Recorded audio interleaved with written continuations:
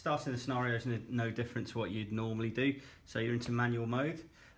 Something you'll need to do at this point is to set all the variables, so all the vital signs, etc. Set them all, even if particular numbers aren't specified. The reason I suggest that is just in case the candidates start connecting kit. At least you're ready for it if they start putting, say, end-tidal CO2 kit on and stuff like that, even if you weren't expecting it. Okay, so start your scenario, run it as you normally would. The only difference really kicks in when they start using monitoring equipment. So case in point, let's use SATS probe. So I'm going to connect that to the patient. Clearly nothing's going to happen on the monitors, so that's up to you to enable that. There are two ways of doing that. The first one is you can just use the touch screen on the computer and turn the monitoring on there. I try and discourage you from doing that. The problem with that is once the candidates see that a couple of times, they'll get used to the idea that they can manipulate the monitor themselves, and that loses a degree of control. So what I'd suggest we do instead is, if you go through the SimPad itself, if you look at the menu option on the top left, and you've got patient monitor as an option. Now that gives you the ability to turn things on and off at will, so I could turn the SATs off and so on and so forth. So you can connect whatever when they're connecting the relevant wires and bits and pieces. The bit we're especially pleased with, if we're honest, is the blood pressure. So when the cuff goes on, just turn it on there and absolutely nothing happens on the monitor. What you want them to do is to use the monitor itself. So there's a little touch button here that says start stop, just like on the monitors, complete with sound effects. I particularly like that. Cycle time's about 20 seconds, which isn't far off the real cycle time, so I'd leave that unchanged. You do have the ability to change it here on the controls though. Okay, so that's your cycle time down at the bottom. Other bits and pieces which you're probably going to need to know about. The first one's the end-tidal CO2. Alright, so you can bring that to life as usual with the other bits and pieces. This is what we're using for our pseudo EMMA device. So these are coming into the trust over the course of the next couple of weeks. Clearly a busy day in the office. I've actually photocopied an EMMA and just attached it to the real probe. It's enough, you know, it'll give them an analog. So once that's connected, you've got your end-tidal CO2. Now if you need to change any of the variables, you do have that option within the main screen. So you can change the waveform shape, or you can change the numbers. All of the monitors should be set to kilopascals. If they're not, give any one of us a shout and we'll know how to change that. Another thing that's quite useful, which you may or may not have used in the past, if you click on the waveform for the ECG, and you can actually go into the extended set there for normal ECGs, you can see here you've got the inferior MI. So if you connect that and activate that, so that's now appeared on the monitor. If you go into the extended menu options, so you see these two arrows pointing right, click on that and you'll see this better on the real monitors. There's an option there for a 12 lead ECG. That will produce a 12 lead ECG for any of your presenting rhythms, so if anybody wants one they can see one. They are what they are, they do the job. You got one for hyperkalemia and so on and so forth. Okay, so it's quite a useful little tool to add to the system there. So that's your patient monitoring. The thing you need to remind the candidates is this is a monitor, this is not connected to the defibrillator. If they need to monitor through the defibrillator, they will still need to attach the lead from the defibrillator to the patient. Where we may have an issue with that is in the Bradys and Tachys.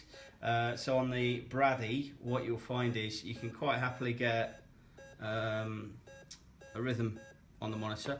You can quite happily get a rhythm on the defibrillator, monitoring through the paddles. But if they connect to pacer, they're going to see ECG leads on the patient and possibly get a little bit confused why they're not getting any information with regard to the pacer, and they may or may not get a warning, especially if they press the start button. So the problem there is they're monitoring through the monitor, not through the defibrillator. I suggest we leave this equipment as is. If they do have this problem, then it's a useful learning point for life really, so we'll leave them to work that out, and that way hopefully they won't forget it on the night. So that's the monitor. Very little else to add to that, apart from with regard to in scenarios. If you're going to put a patient into cardiac arrest, it's reasonably smart. This is the reason we're using the pre-fed scenarios as our starting point. So if I take you to the SimPad again, you can see you've got the main states on the left-hand side. So healthy, VT, conscious, unconscious, VF, asystole and recovery. Okay, so if you click on VF, notice what happens to the numbers. So you get a fairly sensible end-tidal CO2, but if you look at the monitor, you'll actually see the waveform is disappearing. These mannequins are fairly smart. They know when they're being ventilated, so you'll get waveforms relating to whatever they're being ventilated at, which is quite a useful sort of confounding factor. The final part with this is if you want to give them a ROSC, but you don't want to give them straight up to heart rate of 80 and blood pressure of whatever.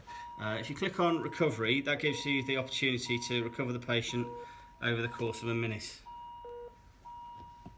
So you can see, you may not have used this before. You can see you've got the little clocks there. So at the top it says recovery of 53 seconds, and you can see the targets underneath the numbers, and you can see them building up. So that's quite a useful tool, potentially, especially if they're using monitors for a ROSC. They're the key bits really. In terms of our experience using these on ILS, this can get a little bit busy if you're recovering a patient or if you're doing an A2E scenario. They're quite busy to program the figures in and at the same time run the scenario. So what I'd suggest, two options there. Either get your second instructor to run the monitor and just have a little system between yourselves when you get all to the patient's condition, or alternatively, and actually I think we're going to go with don't use this during the A2E scenarios. You won't have time to incorporate all the extra technology. Okay, so we're probably going to use this on the demo, CAS teachers 1 to 5, and the Braddies and Tackies. So a final point, useful to note, how to end your scenario. Okay, you can either go into menu, patient monitor, and individually deselect the sections, or alternatively go into end session and quit.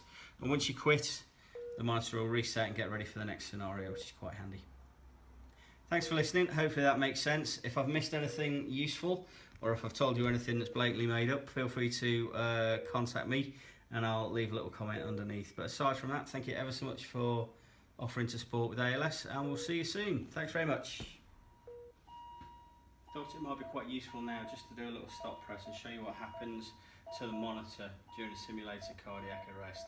So if I do moderately good quality CPR, you should see movement artifact on the monitor now. If I ventilate, you should see the end-tidal CO2 responding eventually. And then back to the movement artifact.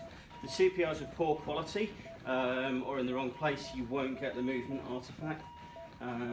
If you work asynchronously, obviously you'll get the relevant bits and pieces. A bit difficult to do this when you're on your own. Like so. If you recover a patient, then what you'll find is you start getting feedback through the monitors.